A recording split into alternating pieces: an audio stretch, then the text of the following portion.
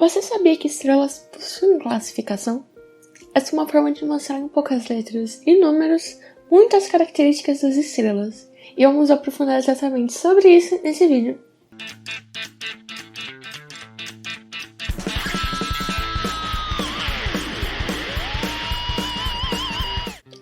Oi pessoal, tudo bem? Meu nome é Alice, sou criadora de conteúdo da Liga Olímpica de Astronomia. Afinal de contas, para que serve a classificação estelar? De um jeito resumido, ela é uma forma de classificar as estrelas de acordo com as características espectrais dela. E com isso a gente pode descrever diversas características físicas dela. Existem dois tipos de classificação, de Harvard e de X. Os dois são diferentes, porém são usados juntos, porque cada um descreve uma característica da estrela. Bom, vamos começar primeiro com a classificação de Harvard. Essa classificação surgiu em 1910 e foi desenvolvida pela astrônoma Annie Jump Cannon. Ela organizou o sistema com as letras do alfabeto. As letras usadas foram O, B, A, F, G, K, M, e que pode ter ou não uma subdivisão com números de 0 a 9, sendo que o 0 é o mais quente e o 9 é o mais frio. Agora eu vou descrever brevemente o que cada letra da classificação de Harvard significa. Estrelas classe O costumam ter uma temperatura superficial superior a 30.000 Kelvin e cor azul. Além disso, esse é o tipo mais raro, já que é estimado que há somente 20.000 delas na Via Láctea. Por causa da alta quantidade de energia, essas estrelas vivem pouco tempo, em escala astronômica. Estrelas classe B têm uma temperatura entre 10.000 e 30.000 Kelvin e possuem cor azul claro. Elas vivem pouco tempo, já que também gastam muita energia igual a classe O. Estrelas classe A são as mais comuns visíveis ao olho nu.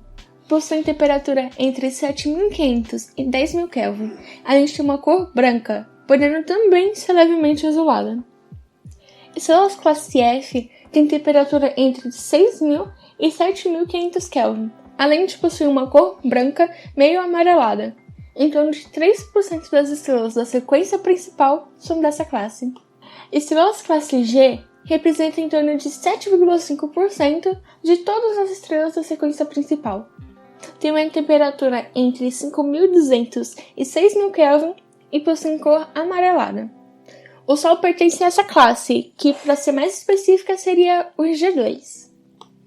Estrelas classe K possuem temperatura entre 3.700 e 5.200 Kelvin e têm cor laranja. Eles são o segundo tipo mais comum entre as da sequência principal. Ele representa 12%. Estrelas classe M são, de longe, a mais comum do universo, já que em torno de 76% das estrelas da sequência principal são dessa classe. Elas têm uma temperatura entre 2.000 e 3.700 Kelvin e possuem cor vermelha. O maior problema delas é que, por ter uma luminosidade tão baixa, é muito difícil de observar a olho nu. Existem também classes estendidas, como a L para representar anãs marrons e C para representar estrelas de carbono, que são basicamente estrelas gigantes vermelhas no estágio final de vida. Essas classes extras não são muito comuns utilizadas, então foi por isso que eu não fiz um aprofundamento nesse vídeo. Bom, agora vamos mudar um pouco. A classificação de Harvard é principalmente relacionada com as temperaturas superficiais, mas a que a gente vai falar agora, a de X, é mais relacionada com a luminosidade da estrela. Ela foi introduzida em 1943 por William Morgan, Philip Keenan e Edith Kellman, todos do Observatório de X. Essa classificação também pode ser encontrada pelo nome MKK, que são as iniciais do sobrenome dos criadores. Agora eu vou falar sobre as classes. Existe a classe 0, que são as hipergigantes. Tem a classe 1A, que são as supergigantes luminosas. 1B, que são supergigantes. Classe 2, que são gigantes luminosas. Classe 3, que são gigantes. Classe 4, que são as subgigantes. As 5, que são anãs ou da sequência principal. E tem agora duas classes que são exceções na hora de escrever, que eu vou explicar depois.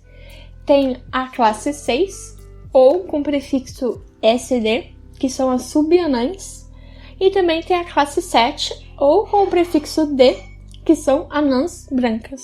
Você pode ter percebido que, apesar de eu ter falado que essa classificação é sobre luminosidade, eu falei também sobre o tamanho das estrelas, como supergigante, gigante, anã e etc. Mas isso acontece porque a luminosidade está relacionada com o tipo da estrela. Vou falar sobre isso daqui a pouco. Agora, como que as duas classificações se juntam? É basicamente da forma HY, primeiro a de Harvard e depois a de Yerkes, mas com exceção das subanãs e das anãs brancas. Por exemplo, A15 significa que a estrela é branca, com temperatura aproximada a 10.000 Kelvin, e é da sequência principal. Nos casos de exceção, acontece o oposto, no modelo YW. Ou seja, o primeiro é a classificação de Yerkes e depois a de Harvard, só que usa o prefixo.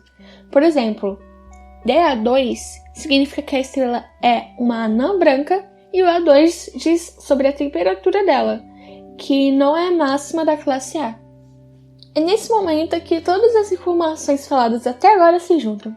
O diagrama HR foi criado em 1911 e é fundamental na astronomia.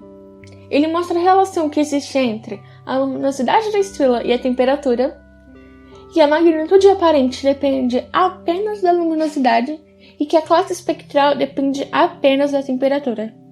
O diagrama também pode ser mostrado como um gráfico de magnitude absoluta por classe espectral. Essa foi só uma forma de explicar por cima como a relação entre as características das estrelas. Em breve postaremos um vídeo falando só sobre esse diagrama, que é muito interessante. Por isso é hoje, pessoal. Se vocês gostarem do vídeo, deixe seu like e compartilhe com seus amigos que gostam de entender como que o universo funciona. Também não esqueça de se inscrever e ativar o sininho. Não deixe de nos acompanhar pelo Instagram e no nosso site. Até mais!